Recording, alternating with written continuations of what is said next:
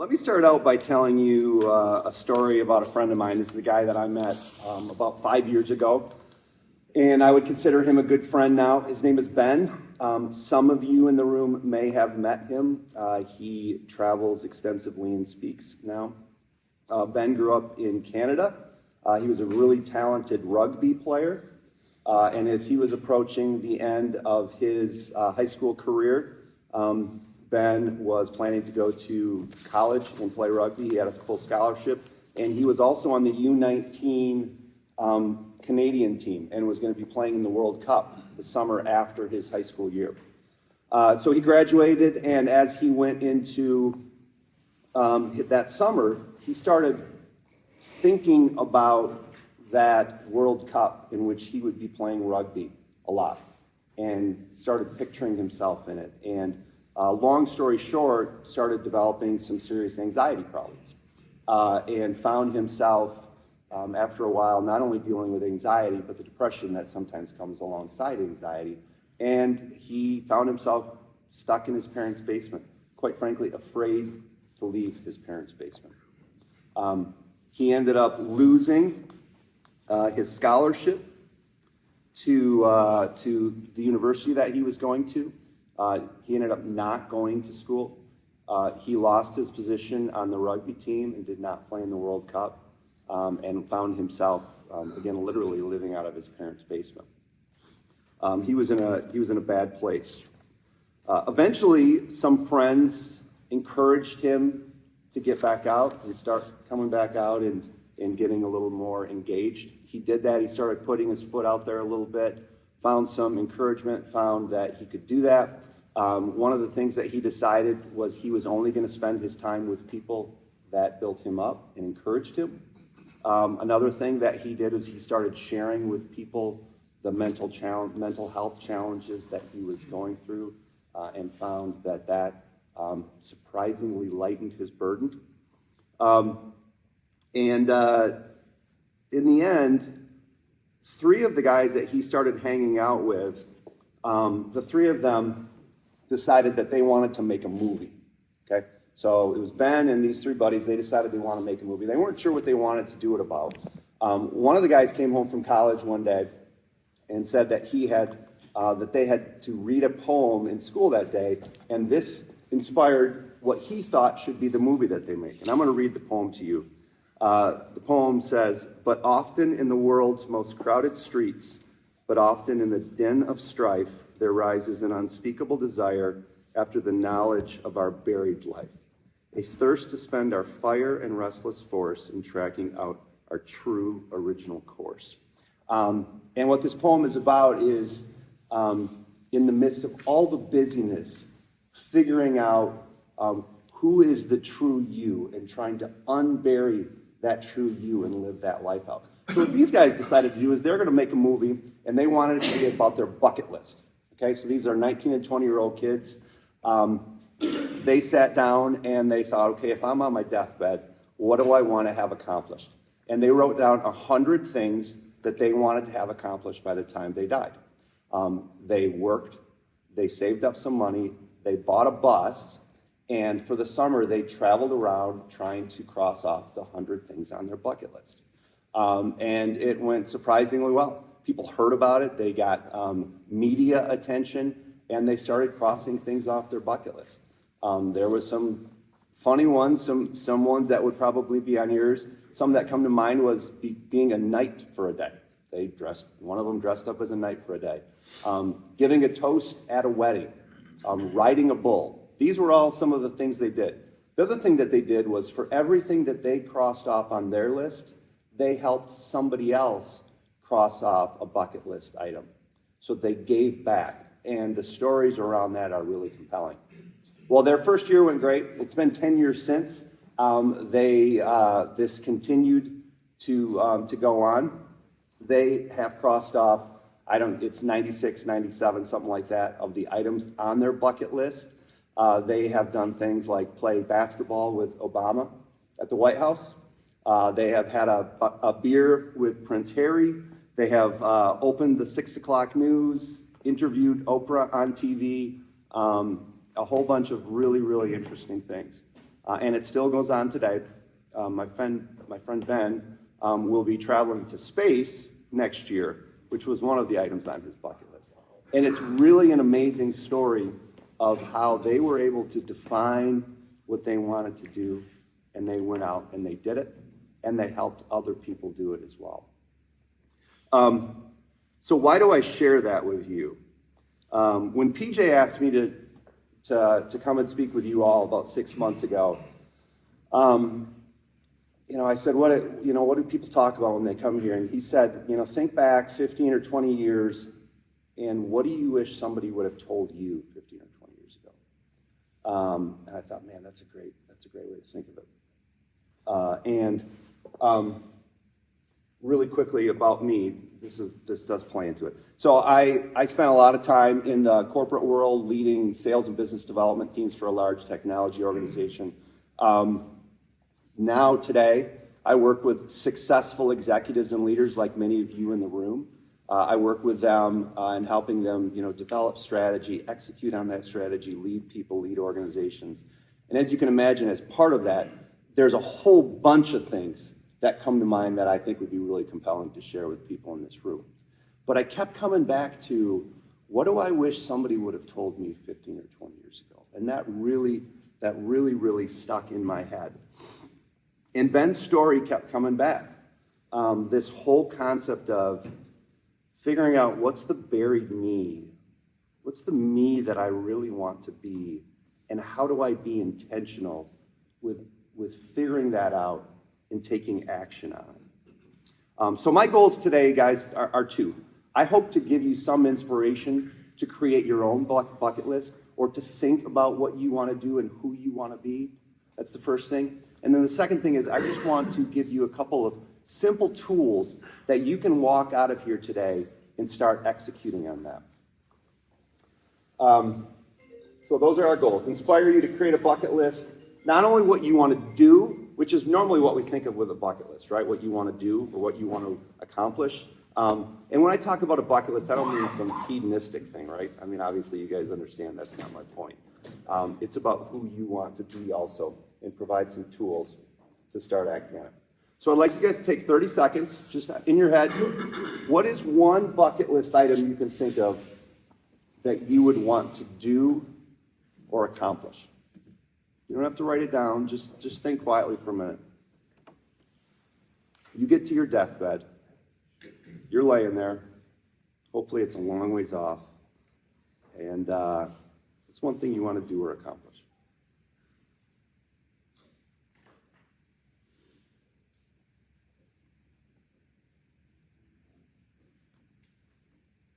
Okay, so now I'm going to encourage you, set that aside, remember it.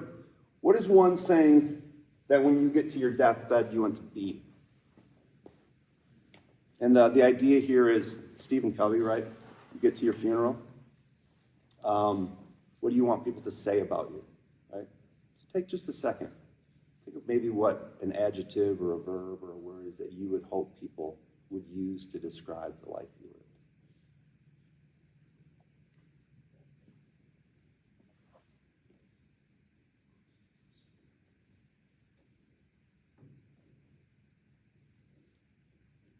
Okay, well, if you can hold those two in your head, let me tell you about a study that was done at Cornell University in 2018 that was published in a journal. I think it was called Emotion. And what they did is they studied over 6 different studies, hundreds of people at their deathbed, and what their greatest regret was. Okay, so this is people who are near the end of their life. What's your greatest regret? 67% of people on their deathbed said their greatest regret was that they didn't live their ideal self. They didn't live who they really were. They lived maybe the life that other people wanted them to live, or that they felt that the oughts that they should live. They did not live their true self. It appears that in the short term, we regret things we do.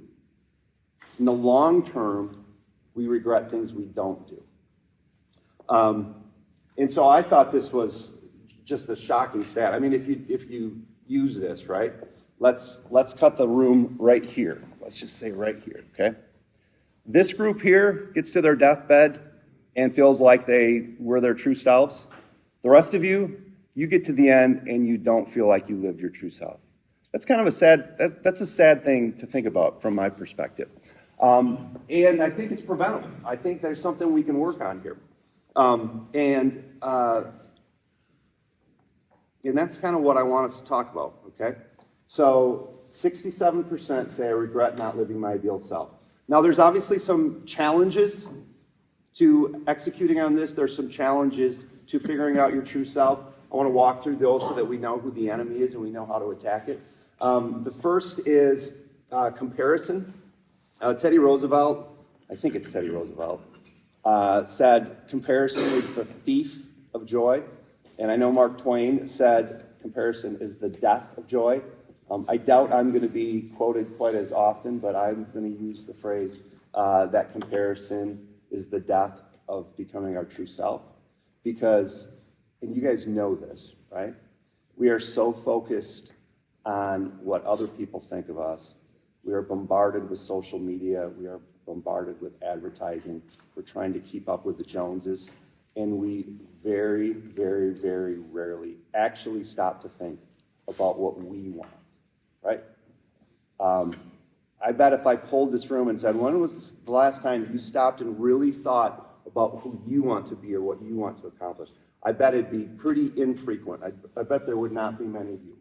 So comparison is the first one, figuring out actually what we want to do and what we want to be. The second one is just getting started. Like, pace of life is crazy, right? Work, family, kids, travel sports for your kids, go on and on. We've got life coming at us so fast, and prioritizing this and getting the ball rolling on identifying who you want to be and what you want to do is very difficult because we don't prioritize it. Life is going so fast. And then the final one is fear, right? A lot of us deal with fear. I deal with fear, and I'm going to mention that again in a moment. Fear is something that prevents us from doing a lot of things. And in this case, we're often afraid of, what are people going to think of me if they know that at the end of my life, I want to be known as kind? Or what are people going to think of me if they know that I want to learn how to play the piano? And maybe fear that, okay, if I state this, I've got to follow through with it. It's out there now. Or maybe if I state it and I start following through with it and I fail, what do people think of me? Right? These are real things. So the obvious obstacles to making this happen are comparison. We don't know what we want. We compare ourselves to others. Pace of life. We put off prioritizing this. And then we have a fear. But these are obstacles that we can get over.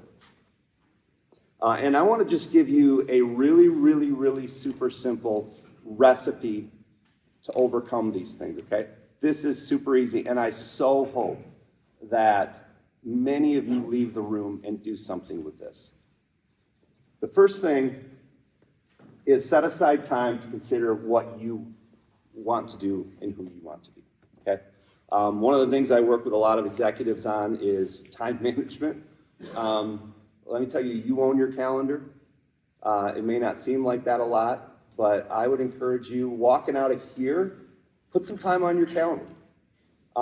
Thanksgiving's coming up this next week. Maybe you're going to have a day or two off. Find just 30 minutes. Find 60 minutes. If you can't do that, do it on the train. Do it in the car. But set aside some mind time to think about what you want. Okay? Secondly, write it down.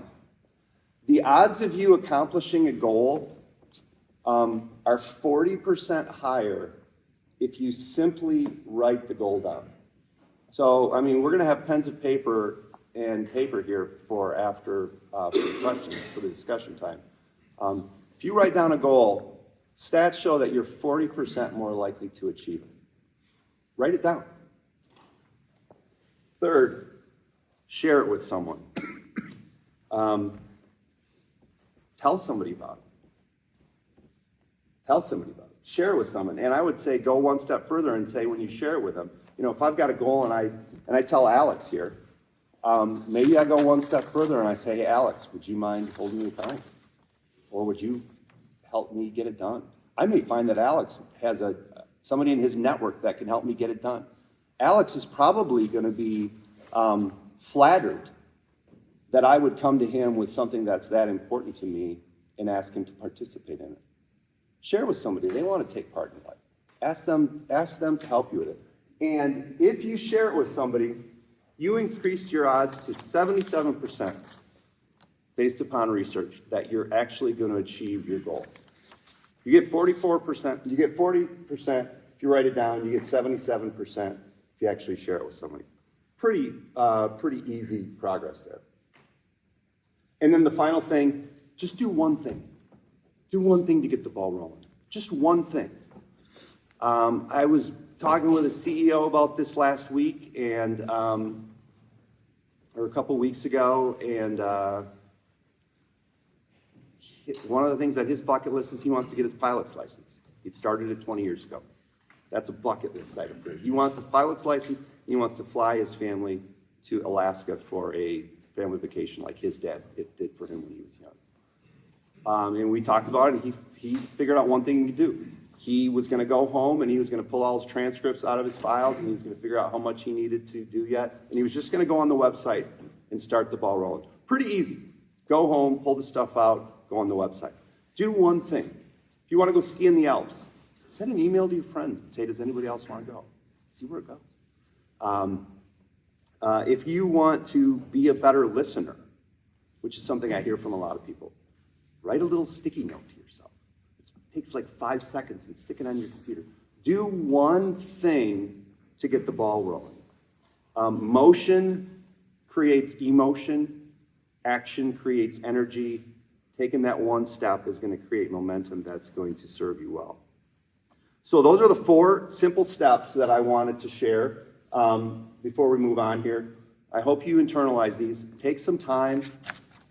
Think about what you want to do and who you want to be. Have a piece of paper. Write it down. By the way, I've got some resources that I can share with you that'll help you do this if you want to take this really serious. Write it down. Share it with somebody else. And take one step. Do one thing to get the ball moving. Those 4 steps kind of take care of the first 2 obstacles. The first obstacle was comparison. You don't know what you want. This will help you figure out what you want. The second was pace of life, getting it rolling. These 3 get the ball rolling. Okay? They start prioritizing. The third was fear. If I had an antidote to fear, I'd be a billionaire and probably not here this morning. But here's what I can tell you about fear. People are thinking about themselves and not you. Right? People are thinking about themselves and not you. Don't let yourself get to the end of your life not having fulfilled who you are because you're worried about what they're thinking, because they're not thinking about you. Okay? I hope that hits home. It's true. I want to share with you a little bit about some bucket list categories, just to kind of tweak your memory, tweak your mind, and then maybe point you in some directions that I think are important for this room specifically. The first one is like possessions, travel, adventure, or financial. These are maybe the obvious ones that come to mind, a category for where you could create a bucket list. I'll tell you, one of them for me is I want to hike to the bottom of the Grand Canyon. That's a bucket list item for me that's really important, and I'm hoping to tackle that in the next year. But this is one category. Some other things here that come to mind. Got a buddy that wants to own a 1979 Camaro because it was his first car he had when he was 16, and that's a goal for him. Another flavor of bucket list ideas is intellectual, creative, or professional. Maybe you want to write a book. Maybe you want to read a book a month. Maybe you want to, like I said earlier, learn to play the piano or take an improv class or learn a new language. In your career, maybe you want to get that specific promotion. Maybe you want to close a deal that generates X in commission. Whatever it is, again, go back to those earlier rules. Figure out what it is, write it down, share it with somebody, and now you're on the road to accomplishing that. Giving or serving others. This is another bucket list category. Maybe giving is a financial thing where you want to, I don't know, give to your alma mater, or you want to tithe, something like that. I also, relative to serving others, I see a number of people who, something on their bucket list might be taking their mom back to the city when she was born in, or doing a mission trip with your kids, right? Those are great bucket list things. So these are all great categories, but there are two, as we wrap up here, that I wanted to call out specifically. And when I go back to what PJ said to me and what I wanted to share here, not only do I want to share with you guys this whole bucket list concept, because I think it's really important. I think for you to be healthy, impactful dads and husbands, I think you need to be the real you. Just fundamentally think that. I've seen a lot of people in my career who were not happy, and because I think in part they were not living out their true selves, and they were toxic in their environment. And I've seen a lot of people in my career who were energy giving and joyful in their environment, and I think it was, at least in part, because they were themselves. And I really want that for you all, because I think it can make an amazing impact in your homes, in your personal life, in your friendships, in your careers, etc. But additionally, these other two bucket list category types I think are extremely important, and I want to, this is something I really want to stress for you. I think health is one. Not only physically, we all are so busy with work, we don't always take care of ourselves physically. I obviously think that's important. Spiritually, I'm a Christian. My faith is extremely important to me.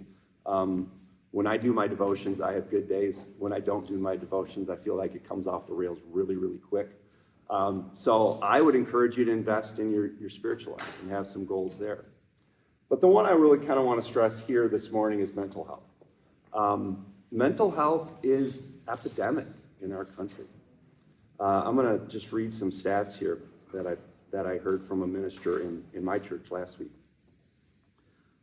Heading into 2023, research by the American Psychiatric Association found that 30% of Americans plan to adopt New Year's resolutions related to mental health because 40% rated their own fair or poor. According to the National Center for Health Statistics, as of September 23, 1 in 5 Americans report symptoms of depression, and 1 in 4 symptoms of anxiety. 1 in 25 have debilitating mental illness, 7% live with major depression, 18% live with anxiety disorders, which are linked to depression. And I'll tell you, obviously, you guys know this, right? People in this room struggle with this, right? And odds are that people in this room that struggle with it, many of you have not shared that with anybody. Anxiety is my Achilles heel. I don't know, maybe 15 years ago, I remember driving home from work, and I literally pulled over to a gas station. I thought I was having a heart attack. I was having an anxiety attack. And I lived for probably 18 months kind of in that place where my wife didn't even know this. I mean, it was a hard place. But I ended up learning to share it with people, and I would tell you, you hear the comment that like your greatest pain is one of your greatest strengths. Man, sharing that with people has been so powerful over my life, not only to lighten the burden for myself, but I feel like I've helped so many other people who never told anybody about their anxiety. But once I dared to share it, they dared to share it. So I say that because this room, guys, there's people in this room who are struggling with it. And I encourage you to take that seriously. And I encourage you to go back to that bucket list strategy. Share it with somebody. If you've not talked to anybody about that, my email's on here. My phone number's on here. Call me, confidential. Talk to me. But get it out there, okay? It's your mental health. And again, if you're struggling with it, the person you share with might be struggling with it as well, and you might be serving them. So mental health is important. And then the last one I want to just mention is relationships. There's a great book. I've got it on the sheet. It's called From Strength to Strength by Arthur Brooks. Has anybody read it out there? Okay, John, good work. Tons of great data in there. But one of the things that's in the book is it highlights the stats of the strong correlation from healthy relationships to fulfillment and satisfaction deep in life. For this room, I would tell you, men are deficient at this relative to women, first of all, and people who have successful careers are especially deficient because we create relationships based around our work. And they're not real friendships sometimes. They're deal friendships, which is how the book talks about it. So for your own happiness long term, I'd encourage you to think about mental health, maybe as a area to place some focus, as well as relationships. Finally, a lot of what I've talked about this morning is for you personally. I just want to note that these same tactics, these same approaches, you can apply them in your family. Where do you want to go with your family? What do you guys want to accomplish as a family? If you run organizations or firms or practices, I think vision and taking time to think, where do we want to be in a year? Where do we want to be in 3 or 5? Is so important in defining where you want to go. So these same practices can apply there. I hope this resonated with you guys. 2 things I wanted to share. I wanted to share inspiration for you to take this seriously and go do this for yourself. I have tried to chase the true me, and I have experienced great reward. And I've got a long ways to go, but it's been a great ride so far. Frankly, it's part of the reason I've taken the really gutsy move on my part to go start my own firm. It's going fabulous. And I hope I've also given you some tools so that you can leave this room and maybe especially go into a holiday week where maybe you have just a little more margin than you normally do and start creating some momentum.